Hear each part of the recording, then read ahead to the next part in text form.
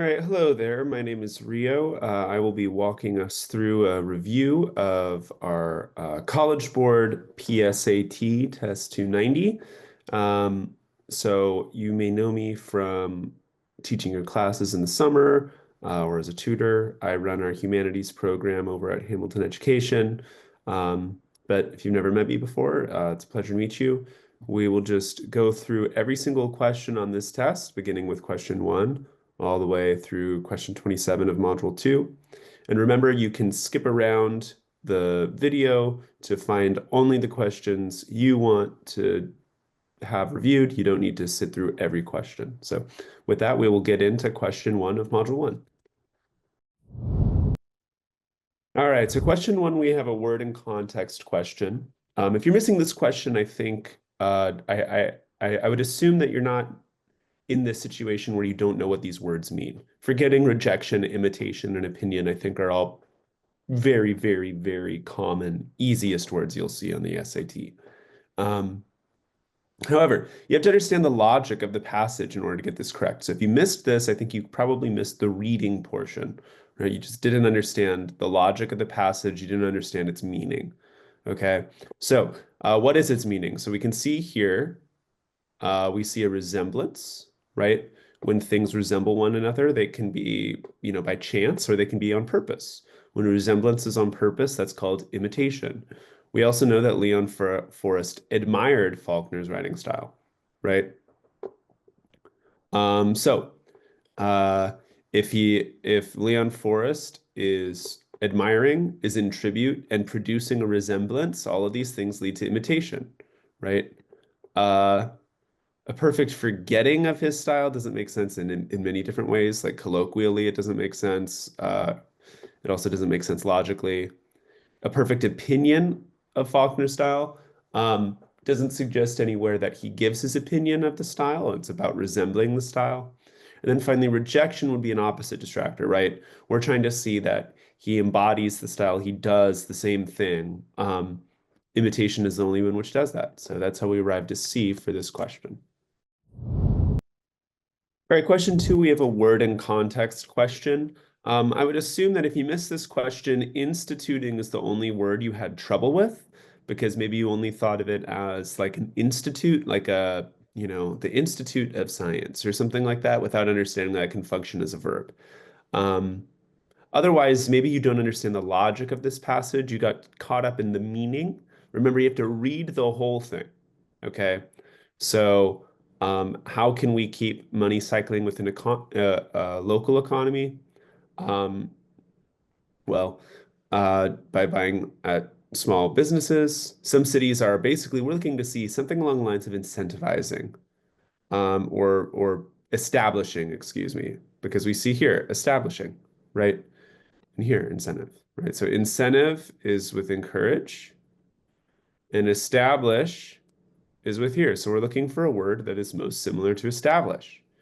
Instituting means to put in place. So that's exactly what we want. Okay. These other answer choices don't work. Encountering programs mean they already exist. Underestimating would make sense up until this comma, but with the rest of the context doesn't make sense. And finally, occupying means it would already have to have existed as well. But again, this is an active creation, active establishing, so we have to go with instituting. All right, so question 3 is a word and context question here. I don't think the vocabulary is necessarily that difficult, but it is a little trickier than the earlier ones we saw on this test. Our correct answer is fluctuations in. What is a fluctuation? A fluctuation is a change, right? Things going up or down. All right. How do we know that fluctuation is the right word? Well, we see this word here, shifts. Okay. Um, so solar energy storage, right, would mitigate or reduce the impacts of fluctuations, right? So uh, if it's a cloudy day, you can still have solar energy for uh, energy use if it had been stored during a really sunny day. Um, okay, incentives for sounds really good. The effects of incentives for solar energy collection, right? Like, oh, incentives for solar is something that we see all the time. It's something that's discussed all the time. However, does it make sense in this context? No, we're just talking about, again, shifts, right? Uh, Calibrations, you can calibrate things, meaning you can shift things, but it doesn't make sense within this context because calibration means you are shifting, whereas fluctuations are other things shifting, things outside of your control. And then finally, developments of doesn't make sense here because we're not talking about developing solar, we're talking about shifts or changes. So that's how we arrive at B. Question 4 here is a word and context question that's a little bit tricky, okay? We have some words here that maybe we do not know, or maybe we've only kind of heard of them, but we don't actually know the definition. Remember, if you've heard of something, you probably have heard the definition. You just need to get to it, okay? So why is defunct correct? Okay, defunct means that it's no longer in operation. We see discontinued, right? Um, so we know that these two words are going to go together. Um, and then we also know that they're inaccessible. So they're inaccessible because of things that no longer exist. Defunct is perfect. Defunct is a shortening of, function, right? Which means working. D is the anti prefix, right? So it means it's not working, no longer operational. So if you didn't know defunct, you can figure it out. If you chose arcane, I'm thinking you maybe are confusing it with either archaic or anachronistic. Arcane means hard to understand or something that is known only by a select few group of people. Okay. So something that is arcane is something only the, most educated people in some field, astrophysics, really understand what produces a gas giant, right? It's an arcane knowledge. String theory understood very deeply is something that maybe only a few physicists really understand. Okay. Ubiquitous means that it's everywhere. All right. Um, it would no longer be ubiquitous. So Adobe Flash at one point maybe was ubiquitous, but is it anymore? No, it is now defunct. Finally, extraneous means that it's extra or not just extra, like it means that it's extra in a way that is not necessary. Okay. Um, and clearly this software is necessary because it requires the use. So that's how we can get rid of extraneous. So that's how we arrive to defunct. If you're missing this, study some vocab. Okay, question 5 here is definitely the trickiest word and context vocab question from this first module. Remember, when we have it in this format, where we are already given the word, we have to think about both fit and meaning, okay? The word has to fit the context and mean the same thing as determine, all right? So, uh, began to conclude it, okay? To conclude and to determine definitely have the same meaning, right? We have concluded that we need to study more vocab, right? I have determined that I need to study more vocab. Those two words have the same meaning, but does conclude fit here?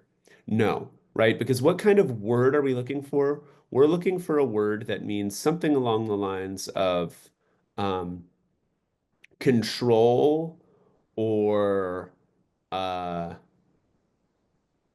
shape the thing, right? We're trying to say that this person's art is shaped shaped by those who purchased it, who praised it, etc. All right. Um, okay, evaluate. Uh, Evaluate and determine can have a similar meaning as well, right?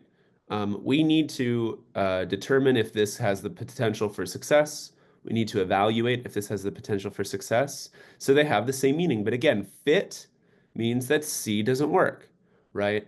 Because evaluate doesn't fit the meaning we want here, right? Not of it's not that evaluate and determine can't mean the same thing, but evaluate and control or shape, now that can't mean the same thing. Finally, um, select, I don't think really fits or has the same meaning as determine. I don't think fits within the context here. So that resolves to the only possible correct answer choice, dictate. Now, you may have eliminated dictate because you didn't like dictate within maybe the one definition of dictate you know. Okay. To dictate can mean we might know it in the sense of like a dictator, which actually kind of fits here, right? Meaning to control. Um, or we might know it in the sense of like to speak, right? Like diction, dictionary, these all have to do with words. When you dictate something, it can also mean to just speak it out. Like he dictated to the person writing things down, um, don't include this in the notes. Okay. Uh, so that's a way that dictate can be used. But in this case, dictate means to control or to shape, right? Um, I feel like my life is dictated by the uh, circumstances that surround me, right? That means basically I don't have the freedom to do what I want outside of the circumstances that surround us. Uh, the president wants to uh, dictate that we do X, Y, and Z, right? That means to limit our actions to certain things. Okay, so in this case, it's saying that basically the people who engage with this art are the ones who uh, are determining, right, or dictating how that art ends up looking. That's how we get to be here on our final word and context question for the first module. All right, so question 6, we are asked a structure and purpose question. So we are asked to understand what this underlined portion does for the structure of the or the purpose of the passage as a whole, right? So how does this relate to all the rest of this? So in the same way that you can't know what exactly the purpose of a steering wheel is without looking at a car as a whole, you're not going to know what this part is without looking at the passage as a whole, right? So, the bubbles that we see pop really quickly. However, there are certain bubbles that can last for a really long time, especially if there isn't evaporation, right? So they're basically saying most everything pops because evaporation of the liquid. However, if you can have a thing like glycerol, which brings in additional water molecules, they're going to be able to go without popping by evaporation, right? So it's going to be something else. Okay. So what does this do? It basically says, look, we can have a year-long bubble so long as we have something that doesn't evaporate, right? So, uh, how do they get that year-long bubble? Well, right here. Okay, perfect with that. B, prompted the research would be just wondering about bubbles, not this. This part here wanted to avoid. I'm not sure how that would be there. Okay. Now this up until here is all good, right? But where does it go bad? Right here. They already tested it, right? So, how do we know that they already tested it? They discovered, right? So that's how we arrive to A on this answer for this question. Grammar kind of helps here, surprisingly.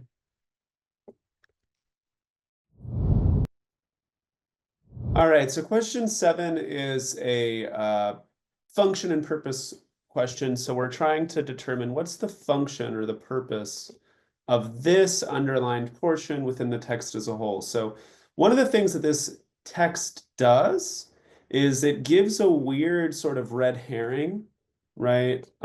With all of this here. That's all really interesting information. It's compelling. It's crazy to know that airborne pollutants can have such an impact on geese migrations, but it doesn't really have anything to do with the underlined portion of this text. All right. So if you are answering this question wrong, right? With A, it's probably because you're answering it as what is the main idea here? Well, you need to know kind of what the passage as a whole is accomplishing in order to understand the function of an underlined portion. Uh, they're not always, the main idea and the underlined portion are not always neck and neck. Okay. So uh, C is correct because it's just literally what it does, right? In this case, you might have outthought yourself or like outsmarted yourself to make a mistake here. Okay. Um, do we get a reason for why they breed in Alaska? No, we don't see that anywhere. Um, and then it compares to other birds. Are we given any other birds? No. So that's how we arrive to C for this question. If you missed it, you might have just been thinking too hard or really just didn't read the question accurately. All right, so question 8 is a lot more straightforward than you might believe if you missed this question. We are asked to describe the main purpose of the text, which is going to involve a lot of just reading the text to make sense of it. Okay, so as you see here, we get a hypothesis, right? Or actually, this isn't even a hypothesis. This is their conclusion. They concluded that people are more likely to behave politely when listening to ideas they disagree with, if they think about values before they engage. Okay, so that's the conclusion, right? And then the rest of it shows how they arrived to that conclusion. Okay, so we spent a few minutes thinking about things and blah, blah, blah, blah, blah. And by thinking about their values more, they end up more civil than the control groups. Okay, so that's exactly what D offers us. All right. C, there are parts that are wrong about this. Okay. There are no suggestions of how to improve this design. We don't see that in the end here whatsoever. There's no suggestion that they were surprised, so that's why we can get rid of B. And we have no idea if this is a widely held belief that, their conclusion may be widely held, it may not be widely held, but it isn't stated within the text. So that's how we arrive to D. All right, so question 9, we are asked a detail question. Okay, so according to the text, right, that means our answer choice is going to be verbatim from the text. So your strategy for this question, you want to read this whole thing. Okay, you read the whole thing, and then you read the question according to the text, which is one way that Vargas differs from other ranchera singers. And then as you go through, we need to see you finding this directly in the text. Okay, it's not just something that you're guessing or trying to remember. You need to find it and underline it in the text. Okay, so which is directly stated in the text that she altered the songs by performing them much more slowly than other ranchera singers did. Okay, this stuff here, we don't, it sounds like it might be atypical, right? But it isn't clearly defined as such. All right. And then additionally, we see that this is a difference, right? She had a raspy voice with just her guitar, but that is an answer choice we're given. This is an opposite distractor here.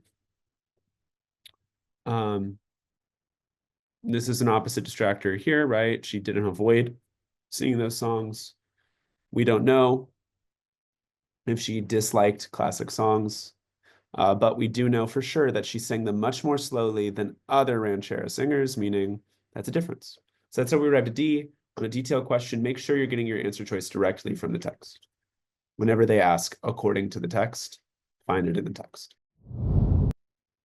All right, so question 10, we're asked about details. We're asked to infer from the detail. All right, so what does the text most strongly suggest about the song sung by Rainey and Smith?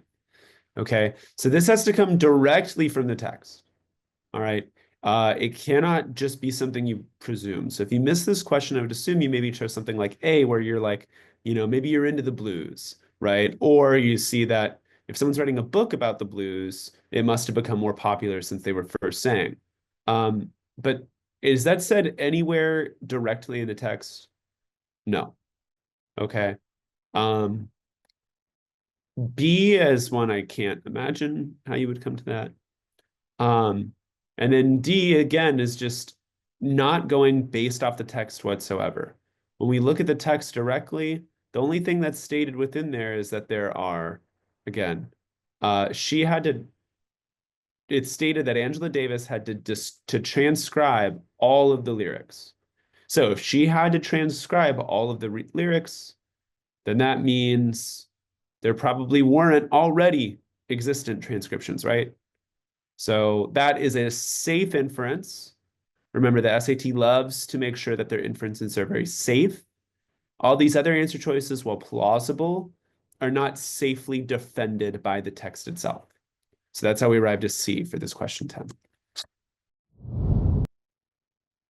All right, 11 is a pretty easy question here. We want to show a young woman unimpressed with the house that she is visiting. All right. It needs to be really direct. Okay. Again, the SAT does not like implied things, subjective things, any like thing like that on their test. Okay. They like when things are direct. So, unimpressed, look, disappointment, little claim to beauty. All right. Um, so now we don't know if she's young or not, but it's clearly she's unimpressed with the house she is visiting. B, opened one of the blinds so there was more light. I mean, okay. Does that directly state that she's unimpressed? Not whatsoever. Um, C, does this show anything that would leave her unimpressed? No. D, okay. If you got any of these answer choices wrong, you probably read too deeply along the lines of like, well, if she's tiptoeing, that means she's uncomfortable. And if she's uncomfortable, that's because she's unimpressed. That is way too wild of an inference for the SAT standards. So that is how we get to answer choice A for number 11. All right, so question 12, we have a command of evidence question. All right, so I'm assuming you've read the text. I'm going to show you what from the text really makes this work. Okay, so we are looking to support their hypothesis. Okay, so what is their hypothesis? Their hypothesis is that a layer of fresh water formed by rainfall was a barrier to the ochre sea stars. So, what did they observe? Ochre sea stars stay at low levels in the ocean the night after heavy rains. Okay, so that was their observation. We know the scientific method. They go from observation to hypothesis to testing that hypothesis. To test the hypothesis, they create an experimental group. We have a control group, right? Uh, which is the sea stars in solely a tank of seawater. And then we have our experimental group, which is sea stars in a similar tank with fresh water on the top. So in order to prove their hypothesis, we need to see that the sea stars in the experimental, right, the experimental conditions do a different thing from the sea stars in the control condition. And that different thing is that the sea stars in the control go all the way up, but the sea stars in the experimental don't. So what do we see with B? In the experimental, we see them stopping before the layer of fresh water. And in the control, we see them climbing all the way to the top. Okay, so that is why B is correct. Now, we have some, distractors here, of course. So A is a distractor because we need to see them going to the top, right, at night. Okay. Um, so that there's a difference between the sea stars in the seawater and the sea stars in the freshwater is irrelevant if they're not doing what we're expecting to see here. Okay. Um, now, C, okay, you might have missed because you switched, right? But this part can't be true to support their hypothesis, right? That would undermine their hypothesis. Finally, D is an opposite distractor. Okay, so if you just read this backwards, D seems right. But again, right, it's the only seawater ones that need to go to the top, right? They flipped it. The only seawater ones are staying at the bottom. That would undermine their hypothesis, not support it. So really make sure you're understanding what each answer choice says and navigating this in a direct way. That's how we arrived at B. All right, question 13 is a command of evidence quantitative question. This is a great example of how these quantitative questions with figures or graphs are a lot of times way more straightforward than we would expect. Okay, someone is interested in pursuing a career in technology. These are all technology jobs. All right. He is comparing the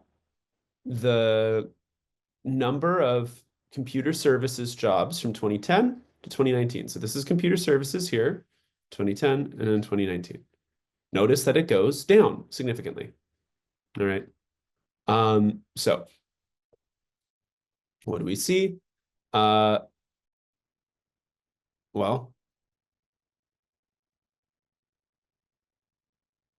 while it was very high in 2010, equivalent to engineering, by the time we get to 2019, it has dropped and is equivalent to instead technical consulting services, right? So that is what B says. Um, so uh, what do we have wrong in some of these? So A, this part, this first half is correct, okay? But what about in 2019? That part is wrong. So again, make sure that you're not falling for half-right distractors. C, this is true, or yeah, this is not true in 2010, right? In 2010, they were equivalent. Okay.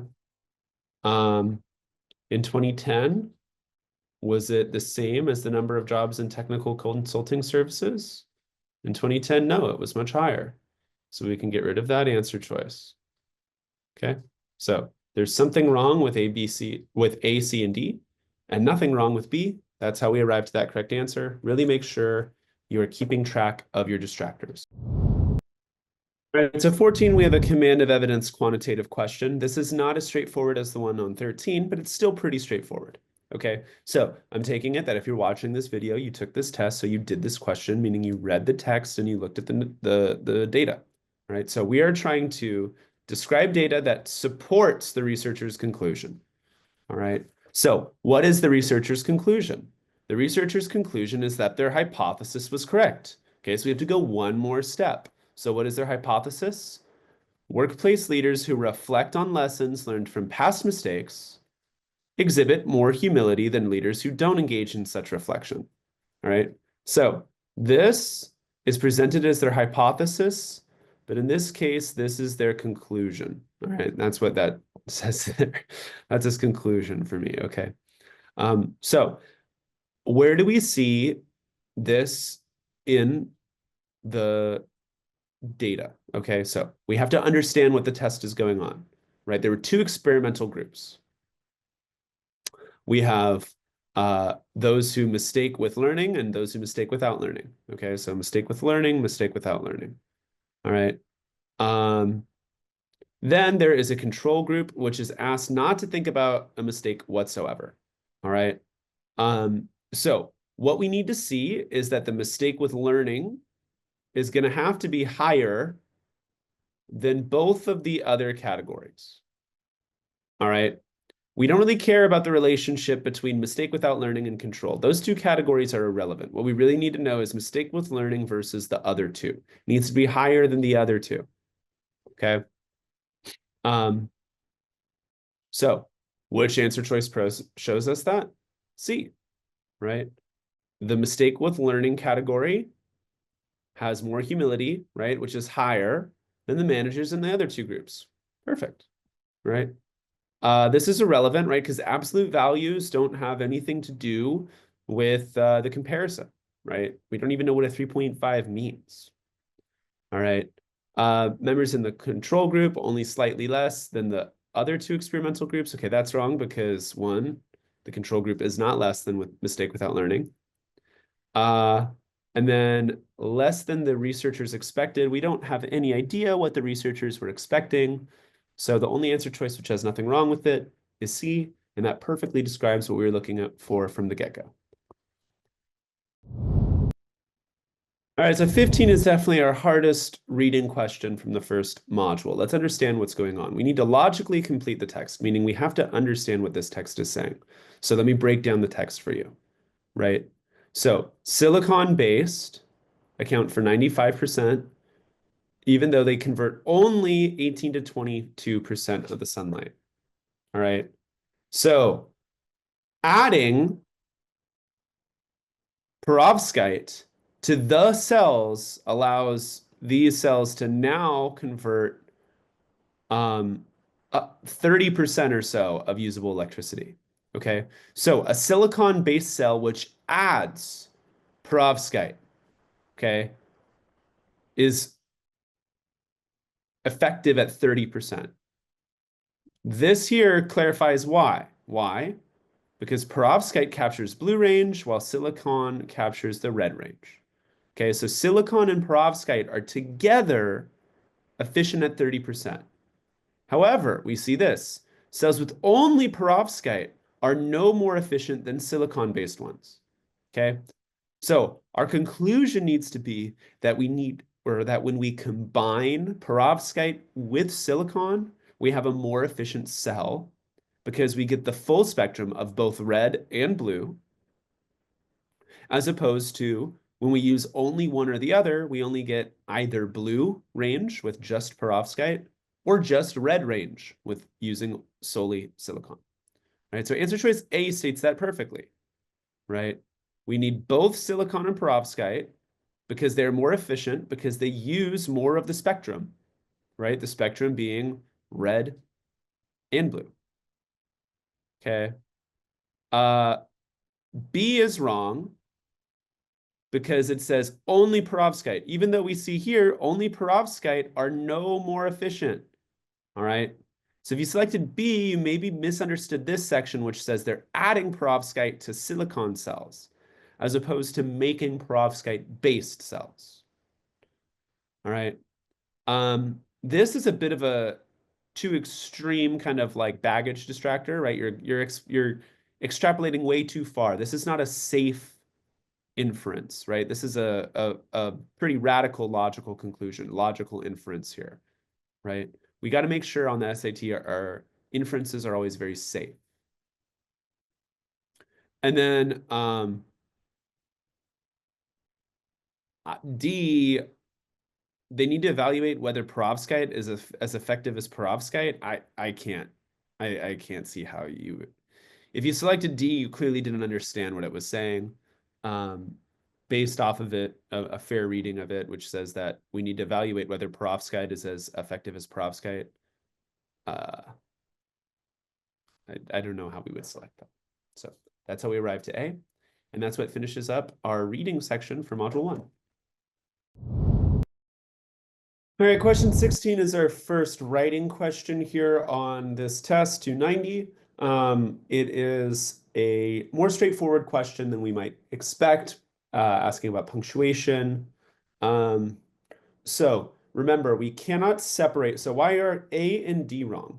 We cannot separate things with a period or a semicolon if they are not independent clauses.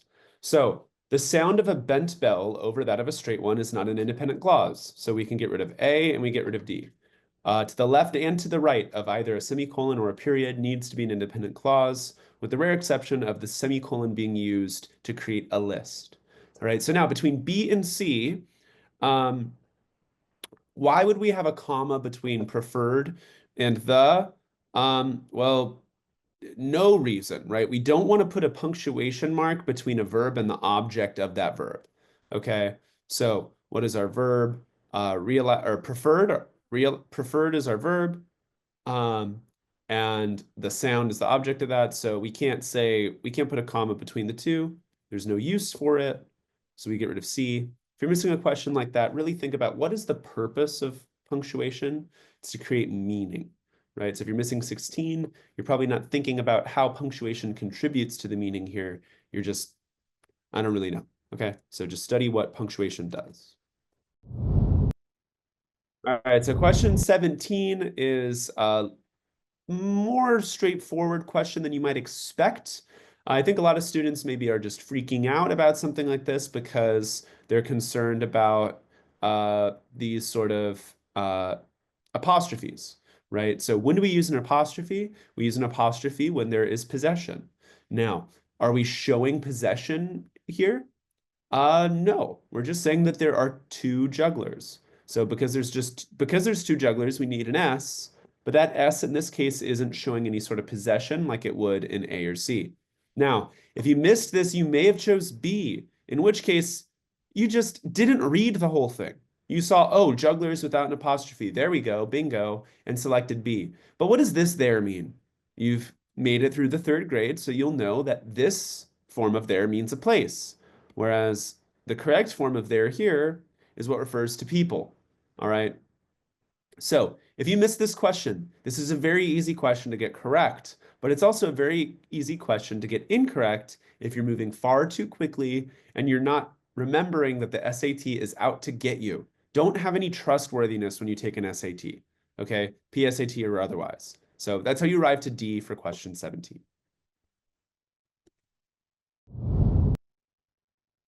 All right, so 18 is asking us a little bit about punctuation and how transitions work with punctuation.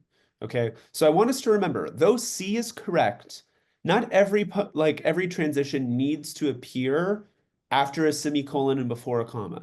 A transition, like for example, can appear anywhere within the clause that it belongs. Okay, so long as it's logically in that clause. However, in this case, it's showing up at the beginning, which is very, very typical for it to show up at the beginning of a clause. We need to demonstrate to ourselves, we have to make sure we know that these are different clauses, okay? So 1 unit of mechanical horsepower is equivalent to the amount of power it takes to lift 550 pounds 1 foot off the ground in 1 second, okay? That is clearly an independent clause. Why? Because we have verb and predicate, or I mean, sorry, subject and predicate, right? So a noun and a verb. That's what makes something an independent clause. Before it, we also have an independent clause. The measurement is based on how much and how quickly weight can be moved. That as well has our subject and our predicate. It's able to stand on its own as an independent clause. Because we have an independent clause on both sides, we need to use either a period, a comma and a fanboys, or a semicolon.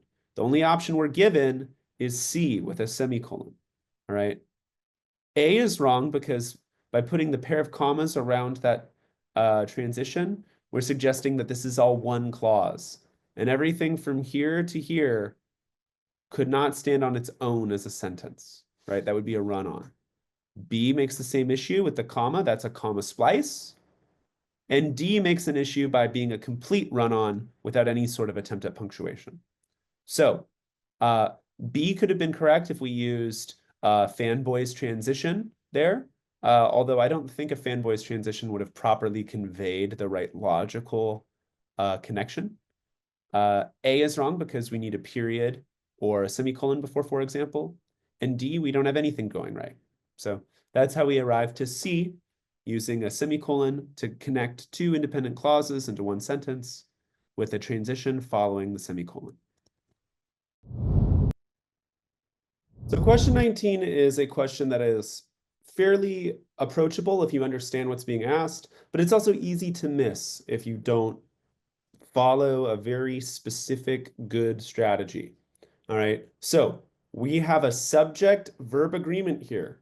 I always, always, always will suggest underline the subject. Okay, what is our subject? In artificial intelligence, the most operative thing here is an. And means singular. All right. What is not our subject that would probably drive us the wrong way? Sustainable energies is not our subject. Them is not our subject. Intricate networks of weights and generators is not our subject. Everything in red is not our subject. Our subject is an artificial intelligence. That means our correct answer must align with a singular noun. Powers is the verb which aligns with a singular noun, right? An artificial intelligence powers Chicago's energy grid. Perfect, right? At least in this short story. Okay. Power is wrong because That's for plural, right? Intelligence have been, that would need to be has, right? That is for a plural subject. And D is also for a plural subject, are, right? They are walking, right? They are powering. You wouldn't say an artificial intelligence are powering, you'd say is powering. So the way you arrive to C without considering really anything else here is just, we're looking for something singular and C is our only singular option. So really narrow down what you're approaching and simplify and find. This is the subject, this is the verb, and you go from there. All right, so question 20, our correct answer is B, right? And I want to say this, B isn't the only way we could solve this problem of this question, but it's the only answer choice that's offered to us which solves it properly. Okay, we could do other things here.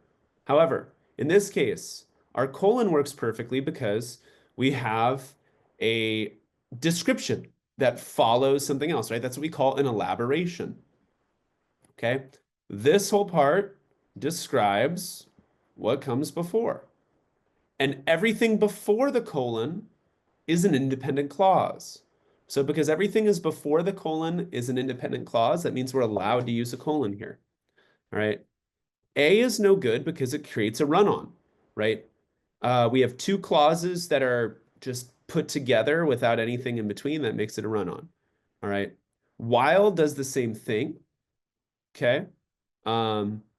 While is a run-on, but it also makes it confusing. All right.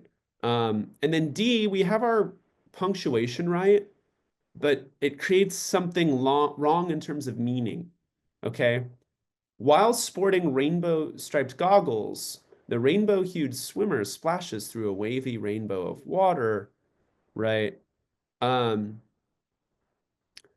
This suggests that this is like taking place all at the same time right now, but that misclarifies the meaning of this whole thing, right? Which is basically like a simple description. Okay, this isn't active. This isn't something that's actively happening. So that's how we can get rid of D. Okay, so that's how you arrive to B for question 20. All right, question 21 is very similar to the question 20. If you missed 21, you might want to watch the video for 20, but I just want to remind us that while D is the only answer which works of the answer choices they have given to us, D isn't the only way you could solve this problem. You could have used a semicolon, right? You could have used a period. You could have done other things, but of the answer choices we are given, D is the only one which solves the problem of connecting these unwieldy sentences, right, which have independent clauses together. Okay? If we're going to connect two things which could stand on their own, two things which could be sentences, we have three options: a semicolon, a comma with a fanboys, or a period. But we also have a secret fourth option, right, which is the colon. We can use a colon so long as what comes after it describes something that came before. All right, which in this case we clearly do, right? Genomes and epigenomes reveals how cells with identical DNA develop different functions. And then we explain how epigenomes, can be different based off of, or the relationship can be different based off of these particular situations, right? What comes after the colon describes what comes before. Remember, only to the left of a colon needs to be an independent clause, but to the right, a colon can also be independent. So D does everything right, okay? A is clearly a long run-on, right? That can't all just be without any punctuation. B is a comma splice. And then C, our comma is in the wrong spot, right? So if perhaps we can't have a comma after and. If we're using a comma in a fanboys, we have to use the comma before the fanboys. And finally, and changes the meaning here, right? So that's one of those things with fanboys connecting to sentences. Those fanboys can change the meaning, and here and changes the meaning to something that doesn't quite work. So D is perfect for 21. All right, so for 22, the biggest thing here is to just think, what category of transition are we working with? This one it's not a list exactly, but it's pretty much a list, okay? We are given how this thing kind of takes place, right? Lastly doesn't work because we're not given preceding first, second, third, right? Then here really works as a pivot, almost like a however, but it does so in a way that also signifies time, okay? So because we are saying something was overlooked for decades, but in 2017, finally something happened, right? So we're basically saying, but finally, combining both a pivot with like a but or a yet and a time thing, like finally, into one word, then accomplishes that perfectly. Similarly, would need to see more overlooking, but we don't see more overlooking. We see a reversal. And for example, we would also need to see more overlooking, but we don't see more overlooking. We see a pivot, right? And then again, lastly doesn't work because we're not getting a list of things preceding it that all arrive to a final option. So really think about the category, and that's how you solve this transition question. All right, so question 23, we have a transitions question. We are looking to show a cause and effect transition here, right? So we're trying to show oral representation, so auditory representations of ecological data. This is an example of it. And then they show that the cause, right? So as carbon levels increase, audio is distorted, right? Because of this, right? Because of this would be equivalent to thus. Listeners can hear changes in carbon levels. All right, so thus is our only cause and effect transition here, where it's like therefore, hence, thus, as such would work.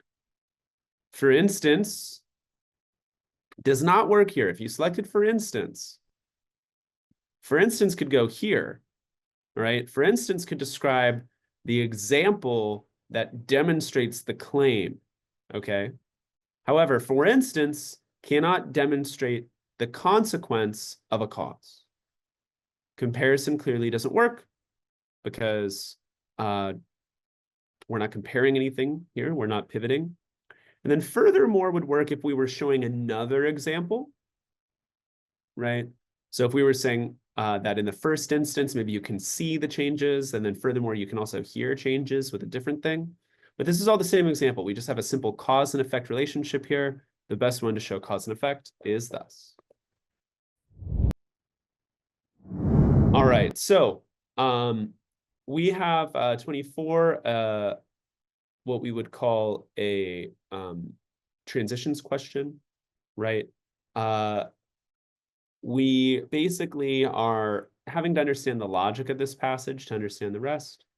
So what is the beginning of the passage and what is this? So everything before, for this reason, basically says that we are working from a theory that comes beforehand, right? So what is our theory?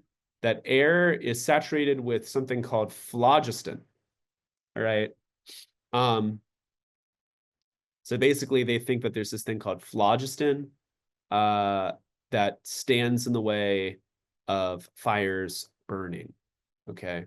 So so dephlogistated air would be the sort of thing that would allow a fire to burn, right? And oxygen is what actually allows a fire to burn.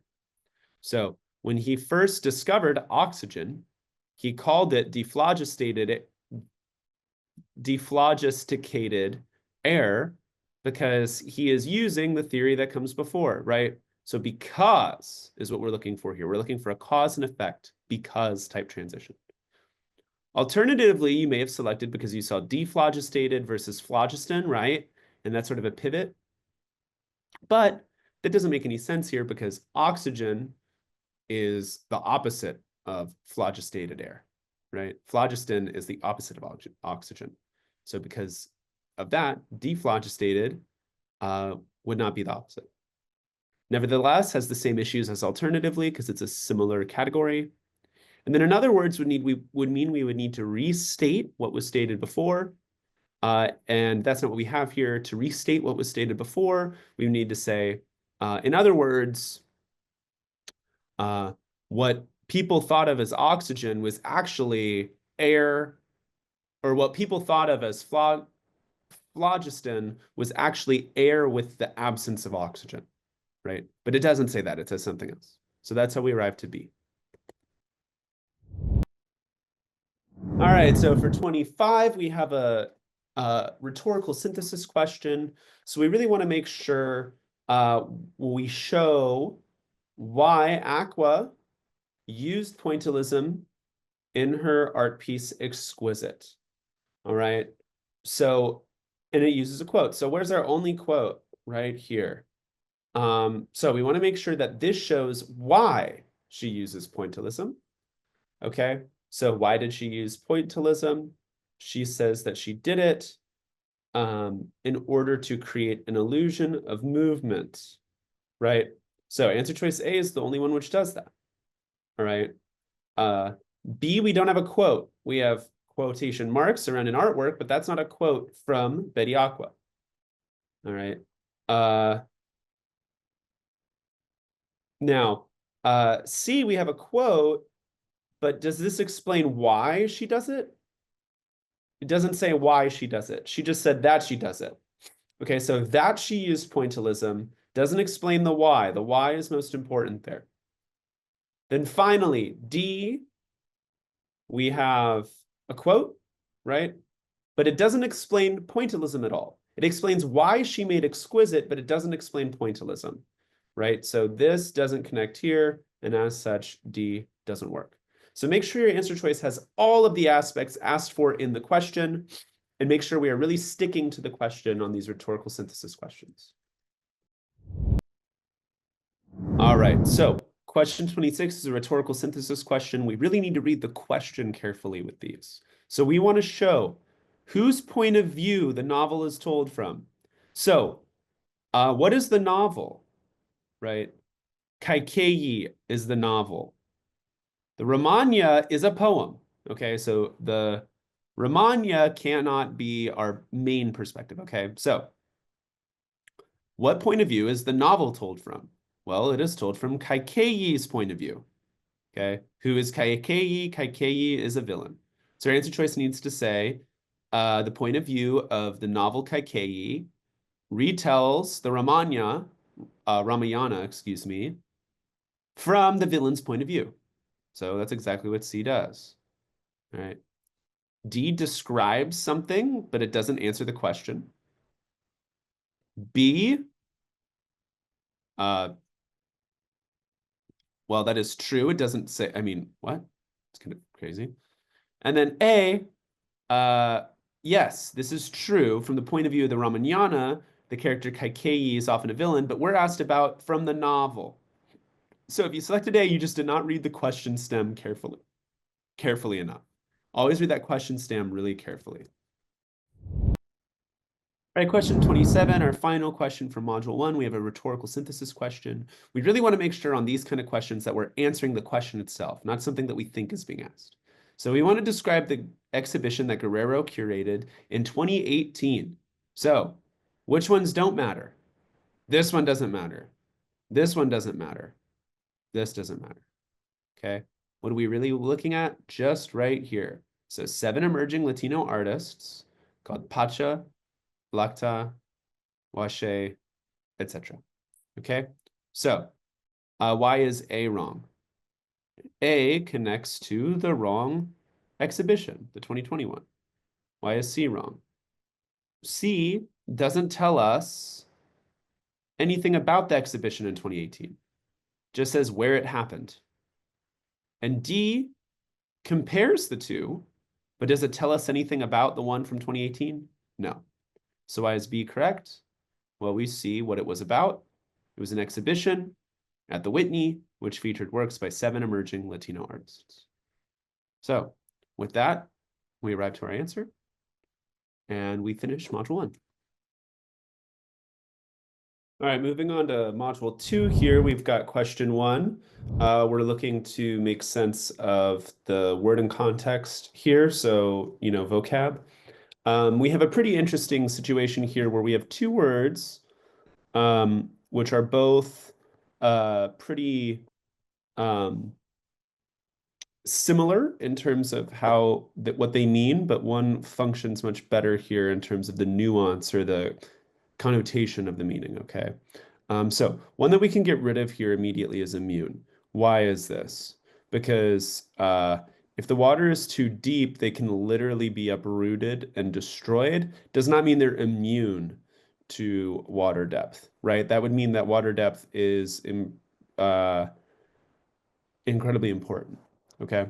Limited is a little bit off here because water depth isn't specified, okay? Like what kind of water depth? If it's an extremely limited to shallow water depths or something like that, then this would potentially work. But any water has depth, right? It's just what kind of depth is what it is impacted by. Okay, so now we have receptive versus sensitive.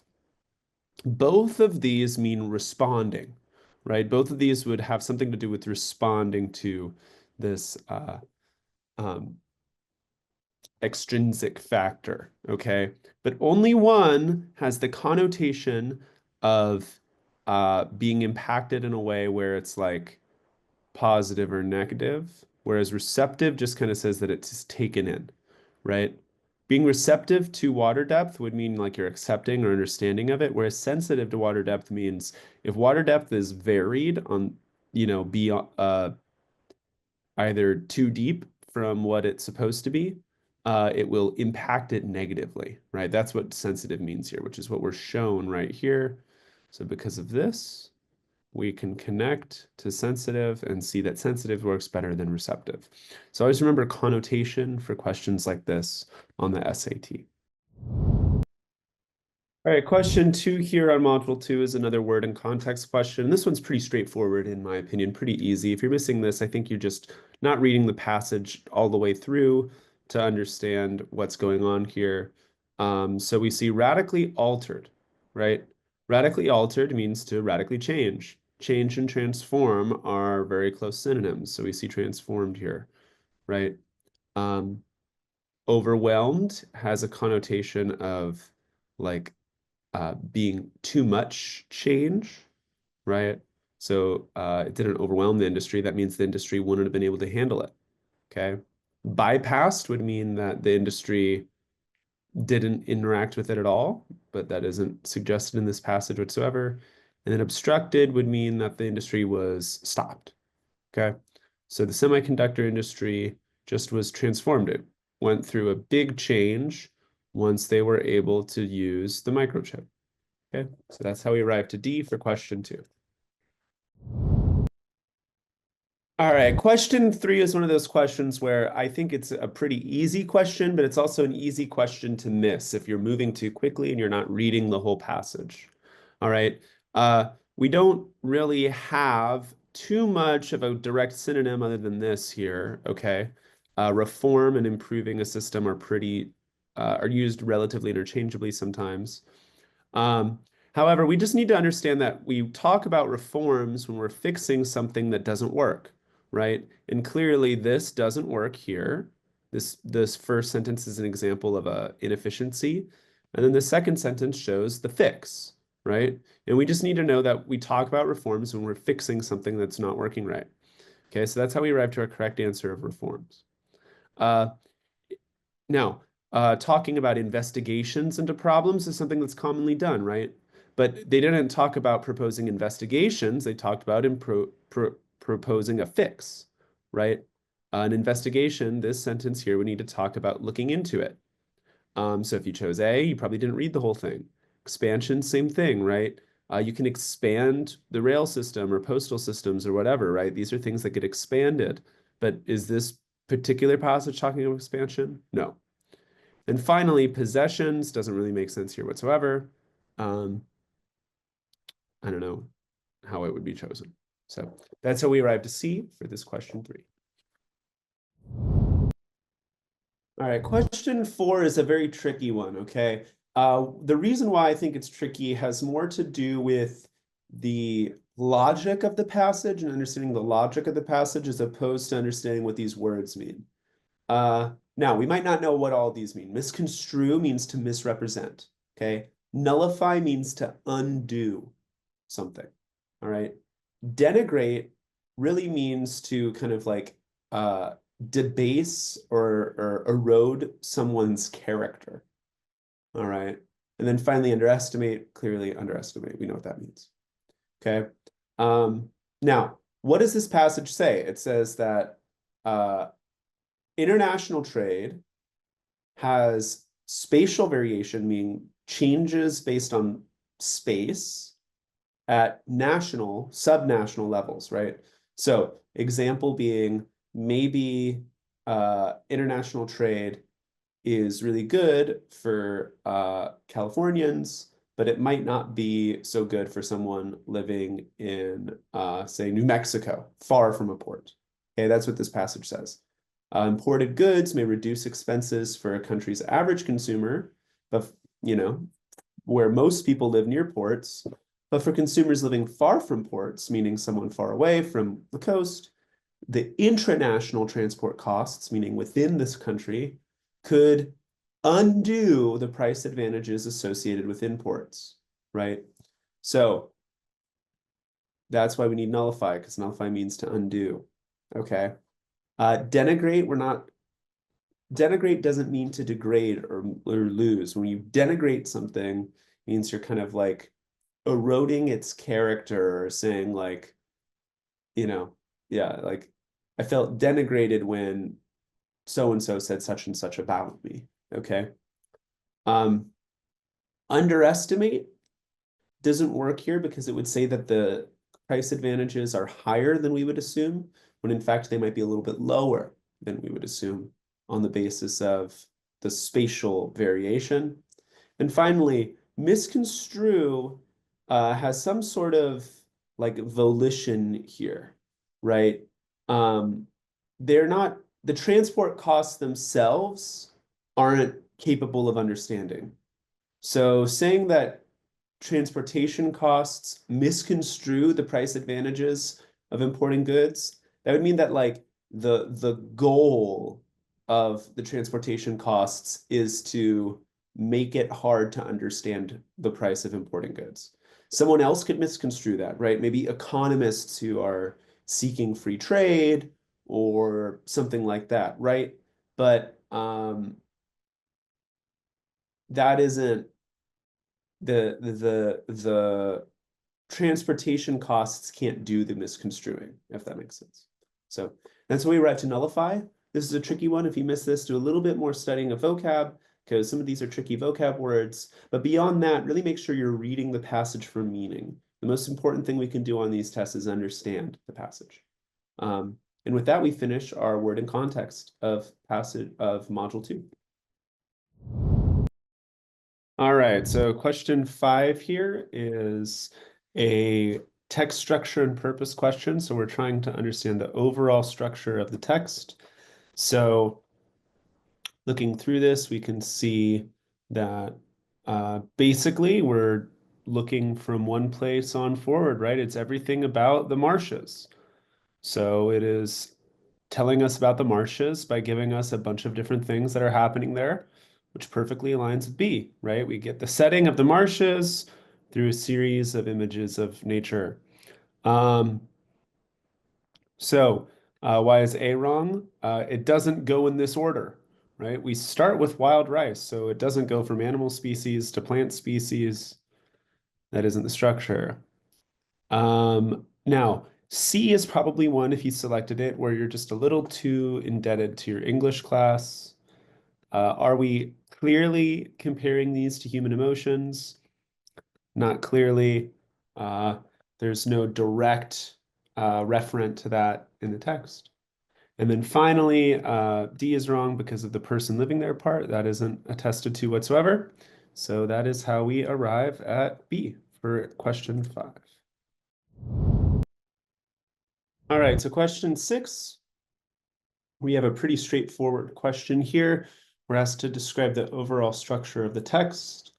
All right, what is the text basically saying? So we're introduced to a particular thing which has been experiencing intermittent mass loss. Um, and then but the fact that this mass loss is happening in a strange way. So due to particular circumstances, we look for some possible explanations, and we see that it likely um, has to do with rotational instability. So we're basically going to say we have to introduce intermittent mass loss in this asteroid, say why two of the things that work don't really make sense, right? These untenable options, and then say something that does make sense, right? Which is likely correct. So answer choice C says all those things directly. All right. So what's wrong with A? Um, so the other observations isn't what we're discussing. There are no other observations. There are options of explanation, but not observation, which is why A is wrong. When we go to B, we don't see a theory, right, in terms of evidence supporting an alternative theory. There's no new evidence here. So that's the part that's wrong there. And then finally with D, we do have something that has been put forward, right? So this yet is the wrong word in D. So that's what is wrong with A, B, and D, and how we arrive to C for this relatively tricky question 6. Okay, question 7 is a cross-text analysis question. The biggest thing here, I mean, I'm assuming that you've read these two texts, right? You've read the question, you've attempted this before because you're watching this review video.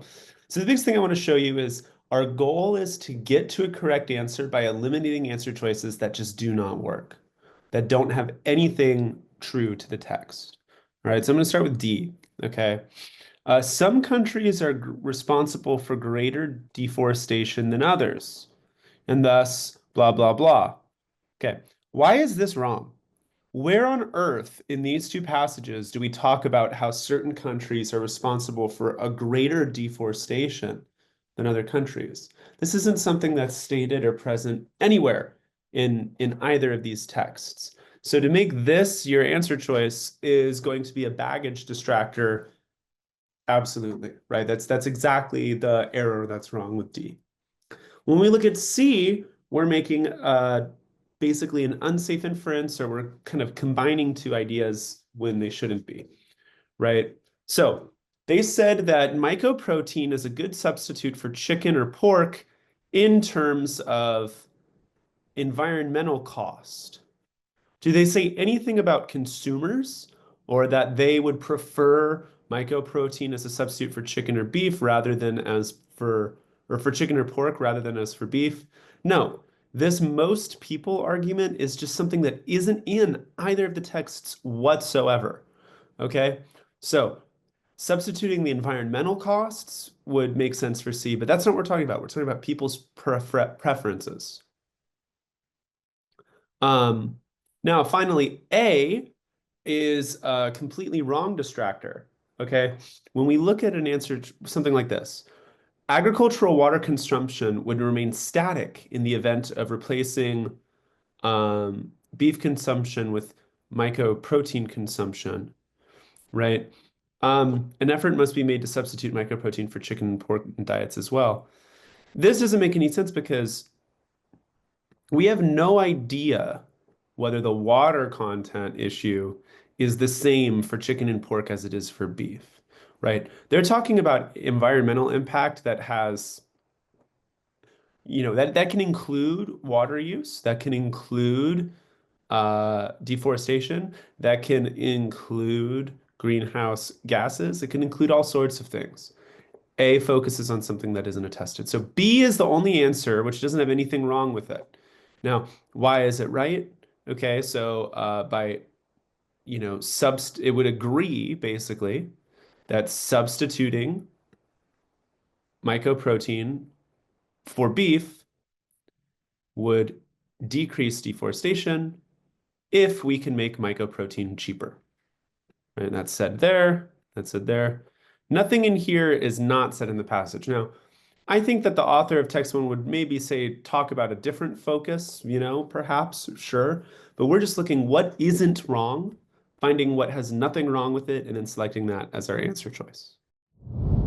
All right, so question 8 is a logical inference question, okay, that is basically asking for us to infer by the details, right? So we have to be in the details. So based on the text, it's not just something that you can assume on its own. So based on the text, what if most logically happened if New had not begun using sewing machines? So when does he use sewing machines? He begins using them as he gained more customers so that he could produce the bags more efficiently. All right. So why did he need to do it? Because there were a lot more people, right? So this is as he gained more customers is important. So he went to sewing machines because of that. Now, why was he doing that? Because what he was doing before were made by hand using a long and painstaking process. So we can assume that that long and painstaking process was too difficult when you have more customers, which is exactly what answer choice B says here. All right.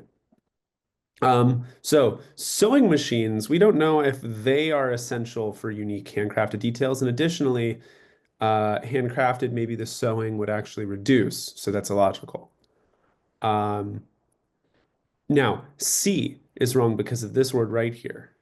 If that said sewed, it would have been correct, right? But because it says he would have to individually design each bag he produced, that can still be the case, even if he is using sewing machines. Now, finally, generate as much, if it said something along the lines of like as much product or as much value or whatever, then D could be right. But this word interest is what makes D wrong. So remember, always hunt for what makes each answer choice wrong and then go to your correct answer choice rather than looking for which answer choice has the most right parts that I like. Okay, it's not about parts that you like, but rather about parts which have nothing wrong with them. That's how we arrive to B for question 8. All right, question 9 is asking us a detail question, okay? What does the text itself suggest about the Turkins? So we can only go based off of the text, all right? But remember, with these detail questions, one of the biggest distractors that we can run into is the recycled language distractor. Something like answer choice D, right? They are amused by the other residents of the city of S, okay? Amused here is used in a way to say sort of like, it has a certain connotation of like upness, right? Sort of like condescension. But here it's just saying that the town itself was amusing because it had fun things to do. It had a library, a club, and balls. And it had families who were fun to be around with. Now, C is a distractor that I don't know where you'd be getting that from, right? The Turkins are basically people who would perhaps say that living in S is a good place. We don't even know what they would say about living in the city of S. And then finally, A is wrong, is because the newcomers are the people who would be meeting the Turkins. So are the Turkins the newcomers? No, the text suggests that they are not the newcomers.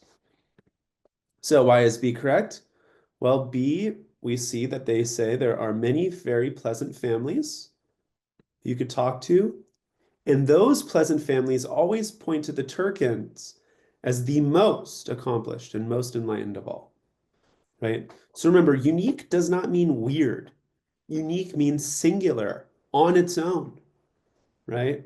So by saying that they're the unique status in the city of S, it's true. Everybody, all the families all say, look at the Turkins. They're really accomplished, really skilled. They're really enlightened. You should probably talk to them in order to have a good time. So that is how you arrived at answer choice B for question 9.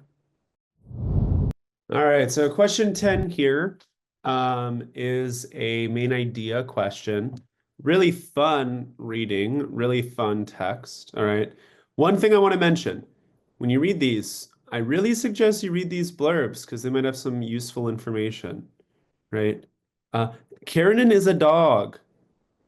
If you didn't read this and you didn't make sense that Karen is a dog, You're probably going to avoid the answer choice that says Kiernan is a dog, because as you read through this, you might not recognize he is a dog. Okay. Now, one knowing that he's a dog, you read through and you see that Kiernan doesn't like change. Okay. Kiernan the dog hated change. Why? Because his sense of time is different from that of humans. So, therefore, when you do certain things, you disturb his sense of time and he doesn't like it, right? When you do new things, it violates how he feels. Okay. So because of his sense of time, he really prefers things to be predictable and really doesn't like change. That's exactly what A says. That's exactly what the text says. Perfect. All right. Now, B, the part that makes B wrong is become more pronounced. Why? Because this here takes place before the move, right? We don't see any sort of change where all of a sudden he, to a greater degree, dislikes change. All right. So C, this is all true from here to here, but what's wrong? Similar to Tomas and Teresa. Okay. That isn't correct because they're not on dog time. They're on human time, right? Finally, we don't know about this. And then finally, accelerate depending on the objects and places that surround him isn't stated. All right. We don't hear this notion of acceleration of time within the text, just that the notion of time is disrupted when things are changed, and therefore keep things as similar as possible. So that is how we arrive to A for this question 10. All right, question 11 is a command of evidence quantitative question, which demonstrates one of the most pervasive trends across the SAT, the digital SAT, which is that these questions are more straightforward than they seem, right? All this information, blah, blah, blah, blah, blah, right? It's basically just saying self-employment, you can either incorporate as a corporation or you can be unincorporated, right? So you can basically self-employ yourself as a business or not, all right? The question then says, a 2015 survey of incorporated and unincorporated self-employment rates in 4 fields showed that the highest incorporated self-employment rate occurred among people working in blank. So when we look at the graph, we are looking at this category here in these categories here. So which of these is the highest in this? 8.9 is higher than 5.8, is higher than 4.4, is higher than 2.7. That's where we want to look. When we see that, oh, okay, it's management, business, and financial services. That's how we arrive to answer choice D. If you missed this, I presume you were looking over here and selected answer choice C. But this is unincorporated. What we want is incorporated. So if you're missing a question like this, you'll see this is a very straightforward question, easy for us to approach. But you can outthink yourself or not take it seriously enough. In either case, arrive at the wrong answer choice. All right, so this question 12 here is a tricky one if you're not reading super carefully about the text. Okay, so when you really get into the text, you'll see what I highlighted in pink. All right, the difference between study 1 and study 2 is the age of the participants or the demographic of the participants, right? Study 1, the study in pink, initial study, meaning first study, is an age diverse group.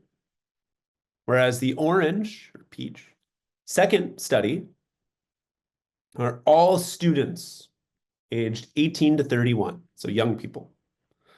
All right. So this really clarifies what we're focusing on here. All right. So now we look to complete the text, right? We are given 3 options: pay what you can, pay what you think it's worth, and pay what you want. All right. And as you guys can see, paying what you think it's worth results in the highest chosen price. Pay what you can results in a little bit in between, and then pay what you want results in lower choice. Okay. Um, so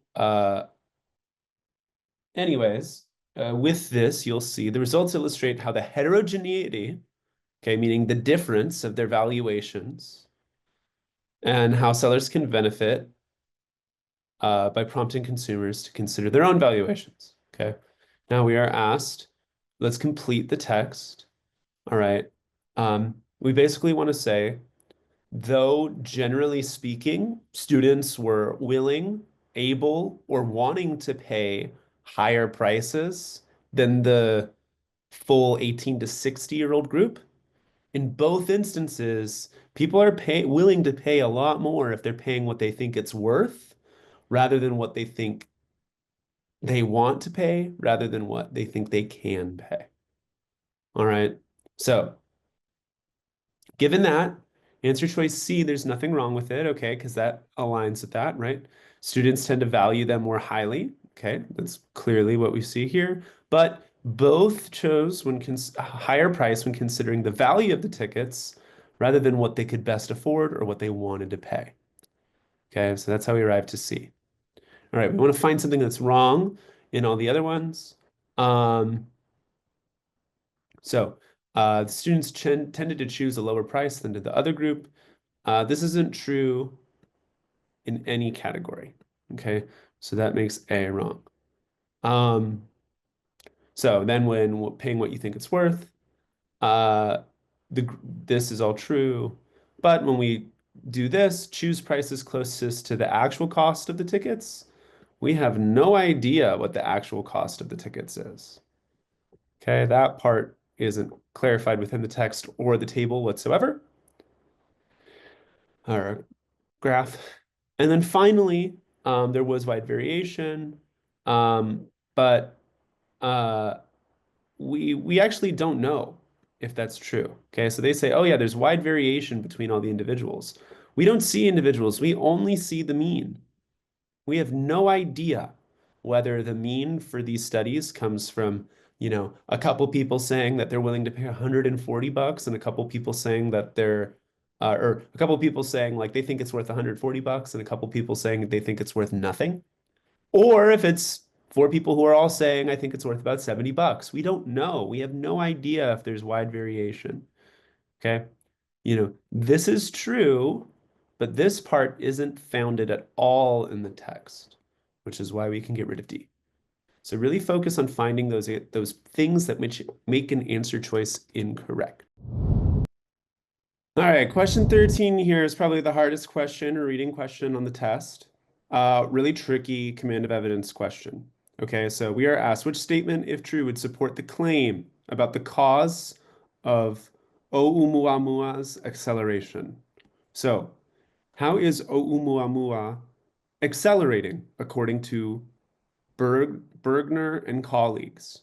Okay, they say that this acceleration is due to the gaseous expulsion of hydrogen from the water-rich icy body.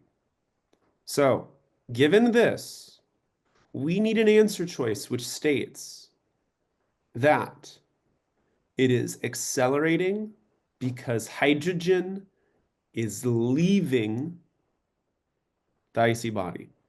So we need to prove three things. An answer choice that is correct, right? Correct would need one, hydrogen exists in it. Two, it's leaving. Three, an icy body. All right.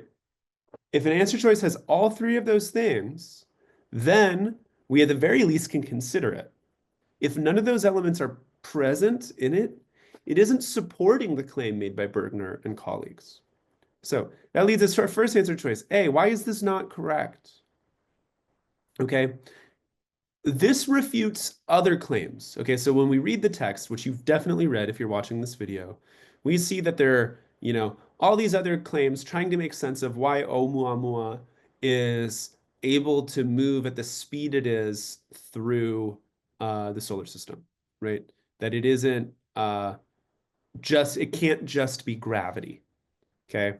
So this is saying existing models have observational inconsistencies. Okay. Existing models that it is nitrogen or carbon monoxide from a solid to a gaseous state don't make sense. Sure. If that's true, cool, right? But if that's true, does that support the claim made by Bergner and colleagues? Not directly, right? If we're trying to support the claim that Shaq is tall, saying that, well, Yao Ming is tall and Nikola Jokic are tall, right? Other tall people, without saying anything about Shaq, can't work, right? You have to say those two people are tall and Shaq is between their height, so he therefore is tall. Okay, if he's between the height of two tall people, then he is tall as well. If you don't include him within the calculation, you can't say that Shaq is tall by just saying, well, Yao Ming is tall and Nikola Jokic is tall, right? So here by saying nitrogen or carbon monoxide don't work doesn't necessarily logically affirm that hydrogen does work. Okay. Um, Now, what's wrong with B? B actually weakens the claim. Okay. This is saying that its trajectory is inconsistent with acceleration caused by the release of hydrogen gas. Okay. We're looking to support the claim. B doesn't support the claim, it weakens it. It says how the way that this thing is moving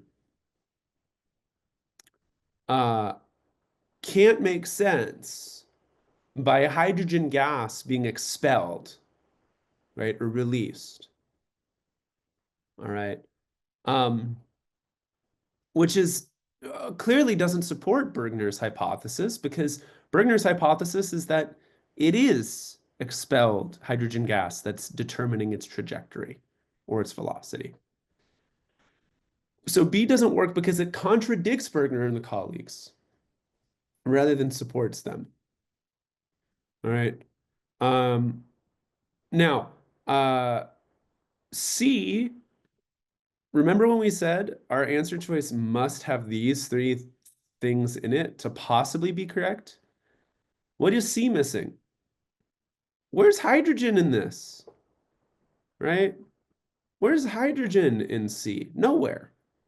Okay, deviation from behavior that could be fully attributed to gravitational pull has been detected on a limited number of objects similar. Okay, it's basically just saying, yeah, like, you know, it, it could be gravitational. That probably weakens the Bergner hypothesis. But more than that, it's like, it definitely doesn't strengthen the Bergner hypothesis because it has nothing to do with hydrogen. All right. Um, so why is D correct? D says there is hydrogen gas. Okay. Yes to hydrogen gas. Why? Because of interstellar cosmic radiation.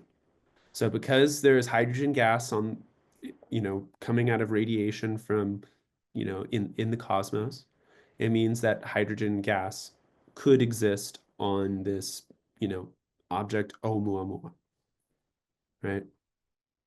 Now, so we've proven hydrogen gas. Now we need to prove that it's outgassing, right? It's getting expressed or like sent out because ice is melting and that is making it move a little quicker, right?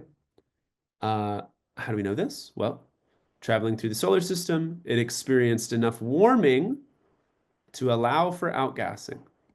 So everything that we need in an answer choice is in D. We need answer choices saying that it has hydrogen, that hydrogen is leaving from its icy body somehow.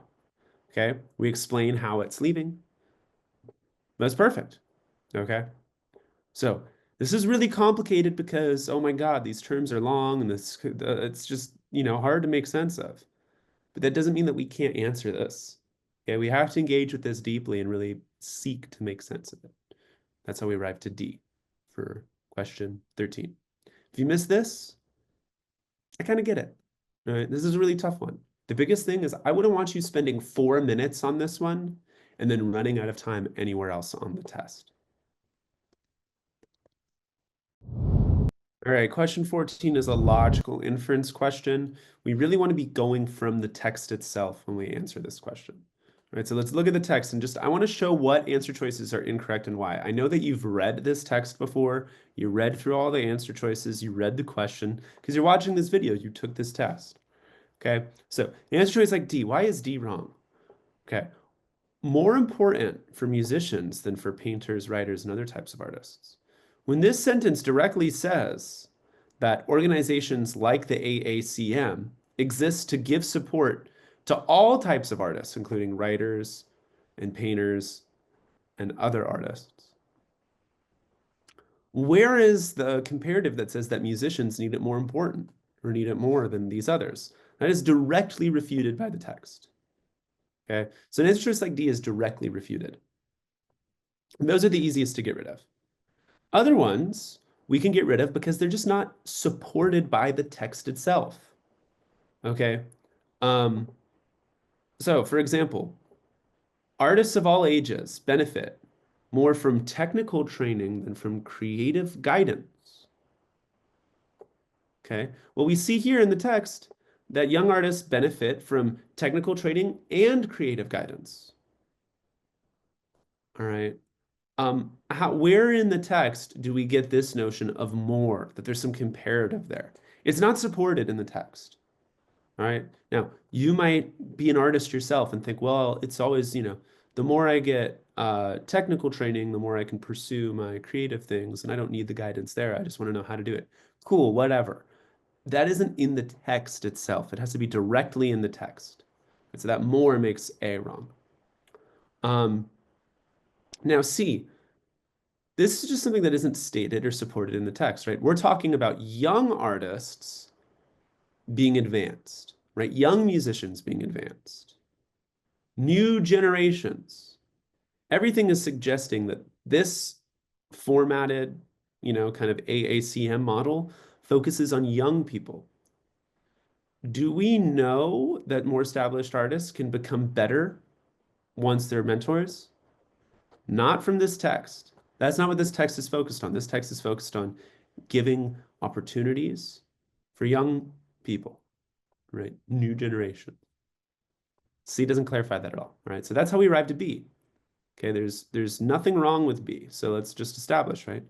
Many arts organizations, okay, outside the AACM, recognize the importance of providing opportunities for young artists to learn from experienced mentors.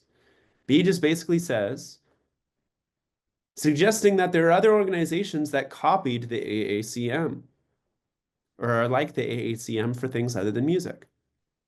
Nothing wrong with that. That's clearly what we're getting from this sentence here. So that's how we arrived at B for this logical inference question 14. All right, so question 15 is a pretty fun, logical question. This is exactly what we're hearing the SAT loves to give a bunch of on our second module on the official test, okay? So I know that you read this text, but I'm going to reiterate what it is saying. Okay, what does this text say? Purple sea urchins have caused urchin barrens. Okay, somewhere where there's no kelp, there's no vegetation, and it's only covered in purple sea urchins. Why is this an issue? Okay, urchins and barrens are in a state of starvation because there's nothing to eat, right? If they eat vegetation, if they eat kelp forests, and they live in a place where there are no kelp forests, they're going to be starving, right? It's like you put a goat in your backyard and it eats all the grass in your backyard. Is it going to have any more grass to eat once it's eaten all the grass? No. So these urchins are starving in the barrens, meaning their nutritional value and their appeal to predators is way lower. So things that eat sea urchins don't want to eat sea urchins from a barren. Even though there's hundreds of sea urchins, there are tons of them. They don't want to eat those sea urchins because they're not going to have enough nutrients. All right. Because they can figure it out. They can say, ah, this sea urchin doesn't got what I need. However, Sarah Graven and some colleagues put this type of sea star, which was once abundant, but has suffered massive population declines. Okay, there used to be a bunch of them, but their population crashed. In aquariums that contain nutritionally poor and nutritionally rich sea urchins. So they put these sea stars, starfish, in an aquarium with both the nutritionally poor, the bad sea urchins, and the good, nutritionally rich sea urchins. So what happens in this aquarium? Well, in this aquarium, the sea stars eat the both of them really similarly. All right. Unlike other predators that we've heard about, which avoid the starving sea urchins, sea stars don't necessarily avoid the starving sea urchins. They eat them at a similar rate. So what would this suggest? This would suggest that if we had these sea stars, these sunflower sea stars, at their once abundant levels, instead of the population crash levels, maybe it would get rid of these bad sea urchin barons, which are just plaguing the oceans, according to this text. So, answer choice D says that, right? It says because they don't avoid nutritionally poor, the starving sea urchins, we could control these barons if there were enough of these sea stars left. So maybe it's a good idea to try to bring this population back so they can control the starving sea urchin barons. Okay. Now, what's wrong with A? We have no idea about these other marine animals, other more nutritious marine animals. Um, this is comparing sea urchins to other things, like maybe a dolphin. I don't know, perhaps these sea stars are out there eating dolphins. We have no idea based on the text. The text and the experiment are focused on only two variables, nutritionally poor and nutritionally rich sea urchins. Has nothing to do with other marine animals. All right. B, how would we know that they're reluctant to feed on any sea urchins? We don't know if they're reluctant, right? Um, so it seems like in these trials, like 42 plus 37 bring us pretty close to 100% of the time. We don't know if that's reluctance. They're only eating a little less than 100% than a full 100%. And then finally, C, there's another variable that's added here, which is just not present in the text or in the experiments. Other species of sea stars. We don't know anything about other species of sea stars. They're not a variable that is whatsoever present clearly in this text, right? Nor is it that they're less likely to consume them. It seems like they're actually more likely to consume them, seeing as that they're one of the few predators that apparently doesn't discern between the nutritionally poor and nutritionally rich sea urchins. So that is how we arrive to answer choice D by eliminating answer choices A, B, and C and really understanding this text. I would say this is one of those texts where if you spend some time on it, you're going to get it correct, likely. But you don't want to spend so much time on it that it reduces your ability to get a couple easy grammar questions correct because you're running out of time. All right. This is one of those ones where if you need to cut your losses and move on, that's okay because this is a tricky, long question. But once you get the logic of it and you really focus on your reading and you're reading in an active, participatory way, this question becomes approachable. All right, moving on to question 16 here, we have a it's a verb tense question, right? So we're being asked if our subject and our verb are in alignment in terms of conjugation. So our subject is the sculpture, so that is singular. We need a singular answer choice. All these other answer choices are not singular. So if you missed this, you're moving way too quickly because were standing clearly is for a plural subject. Have been standing is clearly for a plural or first person subject. And are standing is clearly for a plural subject. So the sculpture being a singular subject is how we arrive to C, because stands is our only singular verb conjugation offered. All right, question 17 is one of those ones where if you don't really know exactly what apostrophes do, this one can be kind of tricky. But if you really narrow it down and focus on the rules, it's not going to be all too difficult. Okay, so we know our subject is Jane Austen. Her last name does not end in an S. So because her last name does not end in an S, we're going to get rid of B and C, right? Um, this would say that there's more than one Jane Austens, right? Or Jane Austen, that there's multiple Austens. And same with B. But in this case, we just have one Jane Austen. So there's no need to add the plural S, which is why we can get rid of B and C. So now we know we're going with either A or D, both of which show Austen in the proper possessive form. Now we're wondering, um, is the novels part here going to be uh, possessive or not? Um, well, uh,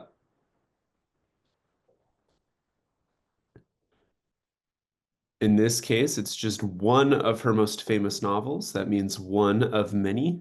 So that shows that we just are in the plural, right? Her novel isn't possessing anything. We're not saying the novel is important focus, okay, or anything like that. So because this possessive here exists, and novels we just want to have without the possessive because we're saying it's just one of many, multiple novels, is how we arrive to A here.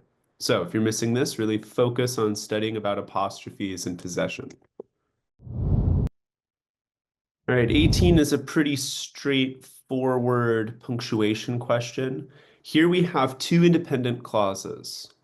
This idea is known as the service recovery paradox. And then another independent clause. Research suggests that it has important implications for customer loyalty and retention. All right. So because we have two independent clauses, we only have a few options that we could connect them with. A period, a semicolon or colon, and a comma with a fanboys. The option that's provided for us here is the comma with the fanboys. We have our comma and then our fanboys. D is wrong because the comma comes after the fanboys. B is wrong because it creates a full run-on. And A is wrong because this comma is a comma splice given that both clauses are independent. If the clauses had been, one of the clauses had been dependent, perhaps A would work, but it isn't. They're both independent. So if you're missing a question like this, you really want to be working on whether a clause is independent or dependent and punctuation rules. All right, so question 19, we have another possession question. Um, or really a lack of possession question. Okay, so you just have to see, are these things possessing something? Are these subjects, are these nouns possessing something? If they're not, we don't need an apostrophe. Okay, so when we say limits the number of terms of precedence, no, we're just saying more than one term, right? Because we have limits the number of terms, right? How many more than one term they can have. Okay, so terms is going to need to be in the singular, or not in the singular. Terms is going to be in the plural, but it's not going to be possessive, right? So both B and C show term as possessive, singular, which doesn't work. All right, so now we're between, is presidents possessive or is presidents not possessive? Well, we're just talking about presidents in general, right? How many, you know, have there been many, more than one, right? We're not talking about of presidents, okay? So because there's no possessive there, we have to get rid of D because there is the possessive president, and that is how we arrive to A. If you're missing this, you really need to be evaluating why something would be possessive or not. When you examine that, you'll get much quicker and much better at answering these questions. This is one that I can understand missing. It's easy to miss, but it's also one that we really should be getting correct. So study what creates possession. Okay. So two things to show for 20. One, we're talking about a play or, any kind of work of literature when you have either a play or a novel or what have you. We use the present tense to talk about what happens within that work. All right. Uh, we don't say that, you know, Romeo said blah, blah, blah to Juliet. We say Romeo says blah, blah, blah to Juliet. Okay. So we always want to use the present tense, which is one reason we can go with A. But if you didn't know that rule, I'm going to show you where we see that this has to be in the present tense. Right there. Appears and is. Okay. So because we see both present tense conjugations of the verb there, we know we can go with the present tense conjugation of the verb here. Had gone would mean that he no longer appears by or goes by two names. Went by two names would mean that he no longer goes by two names. And will have gone means that he will go by two names in the future. Okay, so none of those work. We use the present tense. We see it in the rest of the text. That's how we arrive to A. All right, so question 21, we're being 21. It's one. Question 21, we're being asked about non-essential phrases. So we always need to begin and end a non-essential phrase with the same punctuation mark. In this case, we end our punctuation with this dash. Okay. So because we end in a dash, that means we need to begin with a dash. The only answer choice which does that is A. All right.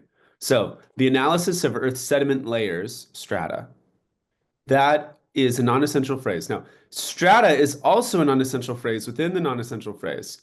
And if you chose B because you saw the beginning of this parenthesis and thought, here we go. We have a parenthesis for strata. Let me use a parenthesis here. The reason why that's wrong is because strata is a non-essential phrase within the non-essential phrase that ends with the dash. So because it ends with a dash, it needs to begin with a dash. C doesn't work because we're using a colon, and ultimately, what comes after this isn't an elaboration. We need to show the beginning of our non-essential phrase. Okay. The reason is because we have this to estimate. And finally, we can't use a comma because you ended it with a dash, though you can use a pair of commas for a non-essential phrase. You can't mix and match with commas and dashes. So that's how you arrive to A on this non-essential phrase question. All right, 22 is our final real grammar question of the test. We are just basically being asked a very simple question of do we have non-essential phrase or do we have independent clauses here, and how do we connect independent clauses? So we have two independent clauses. In modern plays, actors don't typically acknowledge the audience, period. To do so breaks the fourth wall. All right, so that's why we go with C. We could have used a comma and a fanboys. We could have used a semicolon, but only option we're given is a period.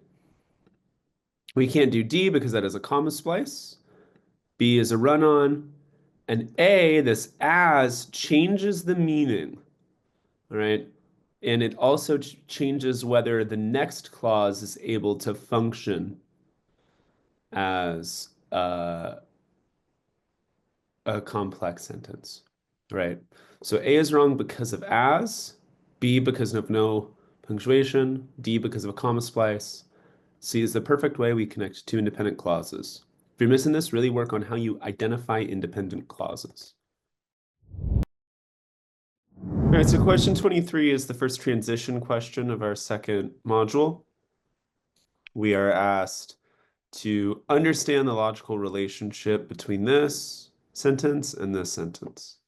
All right, so ultimately, this is kind of annoyingly typical of the digital SAT. This sentence is really unimportant, honestly. I mean, it's not entirely unimportant. It does say that we are considering both the savanna and the tropical forest, but about early apes, really no information, right? It just says tropical forests are humid and have many trees spaced close together. And then on the other side, oppositely, right, savannas are drier and their trees are spaced further apart. So this is pretty straightforward a comparison, okay? For instance, doesn't work because describing the savanna doesn't describe the tropical forest, right? We would need to give an instance of a tropical forest in the next sentence. Firstly doesn't work here because this thing isn't first. And then in conclusion, if you select it in conclusion, I think you have a misunderstanding of how this works. In conclusion isn't to say that this is the final sentence here, but rather to say this is the final thought in a logical train of thought, right? So just something being the last sentence of an idea or the last sentence of a passage doesn't mean that it's the final idea in a train of thoughts. Okay, so in conclusion doesn't work. That's how we arrive to in comparison. So question 24 is another transition question here on this test. We are being asked to understand the logical relationship between the sentence here and the on the left and the right of that blue line. Okay. So we see that a sculptor seeks the advice of engineer Gustav Eiffel. Eiffel suggests that the person making it should make the statue's arm thick and put it right above the figure's head. Okay. So, thick and right behind the figure's head, Bartholdi decided to slim the arm and tilt it out at an angle.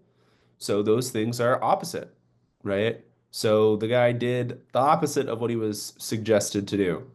All right. So that means we need to say a pivot transition, and instead is our only pivot transition. It says, on the other hand, he did this, right?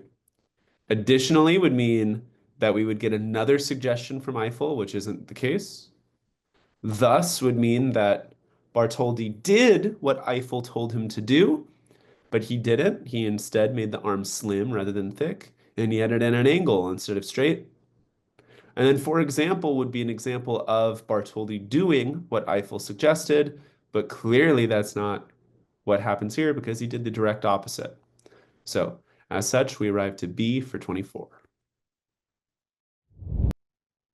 All right, so question 25 is a rhetorical synthesis question, and it does what we see very often on rhetorical synthesis, where um, it gives us a lot of answer choices that are, true to the notes, but don't emphasize a difference in how katydids and crab spiders use mimicry, right? So we need to have a true difference. Okay, so there's a few that just won't work because they don't show any differences. Does B show a difference between katydids and crab spiders?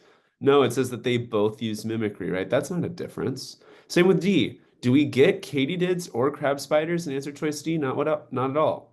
So we're really between the only two answer choices which make any sort of comparison are A and C, right? So A says katydids mimic flowers, while crab spiders mimic leaves. Okay, but is that true? It says crab spiders mimic flowers and katydids mimic leaves. Okay, so A is exactly flip-flopped. If you selected A, you're moving too quickly through these rhetorical synthesis questions. Remember, this is a classic error that the SAT will do on these rhetorical synthesis, where they'll give you an answer choice which answers the question correctly, but doesn't clarify um, like the notes in the right way. So A answers the question, but it doesn't use the correct notes. It's untruthful. So C, however, says, right? Um, crab spiders, ambush, katydids, hide. Perfect. All right, so that's how we arrive to C for 25. Really just, try to make sure that you have enough time to get through these because 25 is a really easy question to get correct, but it's also a really easy question to miss if you're moving too quickly, not giving it the carrot dessert. All right, so question 26 is another rhetorical synthesis question. We always want to make sure we're reading the question here. We are asked a quotation from Guirgui, I'm assuming is how you pronounce that name, I really don't know, to explain what the sculpture represents. Okay, so here I have returned is the sculpture that we're discussing. The sculpture symbolizes women who have lifted and supported Egyptian society and culture. Okay, so what does it represent? It represents this. Okay, it also uh, represents or looks like a sistrum, which is a musical instrument played by the priestess. Okay, so our answer choice needs to discuss these two things in particular. I'll point this out. This isn't what the sculpture represents. This is what the sculpture intends to do, right? Um, So, what does it represent? So, answer choice B shows what it represents perfectly, right? We have the sistrum, which is perfect right up here. And we have that it shows or symbolizes women who have lifted and supported Egyptian society and culture. Perfect. Okay. Um, Now, A is wrong because it doesn't talk about what the sculpture represents. It says that the sculpture is a large curved strip of wood. What does that represent? Does it say that it represents a sistrum or that it symbolizes women who have lifted and supported Egyptian society and culture? No, it just says that what she hoped it would do for audiences. So A is insufficient. Um, C, okay, we have that it represents a sistrum, so we have one of the two things we need. But what's missing? What it intended to symbolize. Finally, D makes the same error as A. It doesn't describe the work at all, nor does it show what it intended to symbolize. Rather, it just focuses on what it hopes to do for the audience. So, if you're missing a question like this, the most important thing for you to read is the question stem here. This is everything. All right. So, that's how we arrive to B for question 26. All right, so 27 is the final rhetorical synthesis question and the final question overall for this test. Okay. Again, the most important words you can read on a rhetorical synthesis question are the question itself. Okay. Not the notes, but the question. So we want to use one of the poems to illustrate the sestina form. So what do we need to do? We need to make sure that we show one of the poems. So we need either Torrid Autumn or Forage Sestina. And we also need the answer choice to show us that a sestina is a 39-line form that ends with one of 6 words which alternate according to a set pattern. So this definition needs to be in the answer choice and then connected to either this or this. Okay? So, for example, A says that these are both sestinas, but does it illustrate the form? Does A show us that we are using how the form is used in either of these poems? No. Okay. B is correct. Why is B correct? Well, we describe one of the poems, all we're asked to do, and it shows how it illustrates a sestina. We have 39 lines with 6 end words that alternate in a set pattern. So that's the definition of a sestina applied to the particular poem Toward Autumn. That's exactly what we're asked to do. Okay. Why is C wrong? Okay. We see 39 lines sestina. Okay, that's good. We see the words that are used. That's good. We see the poem. Yes, that's good. But what's missing here? Alternate in a set pattern. Okay. C needs to say alternate in a set pattern. If it doesn't do that, then it doesn't clarify how this is a sestina. For those 6 words to exist in a poem that's 39 lines doesn't make something a sestina. Okay, it has to alternate at the end in a set form. And then finally, D basically makes the exact same error that C makes, where it shows us what the words are, But it doesn't tell us how many lines, nor does it tell us how those words need to alternate in a set form. So 27, you really just have to make sure you're doing exactly what the test is asking you to do. Don't assume that what they're asking you to do is something different from what they ask you to do. Just do what they ask directly. So that's how we arrive to B for 27. And with that, we are at the end of the test. Good job. Thanks for watching through these videos, and hope that this was of service to you.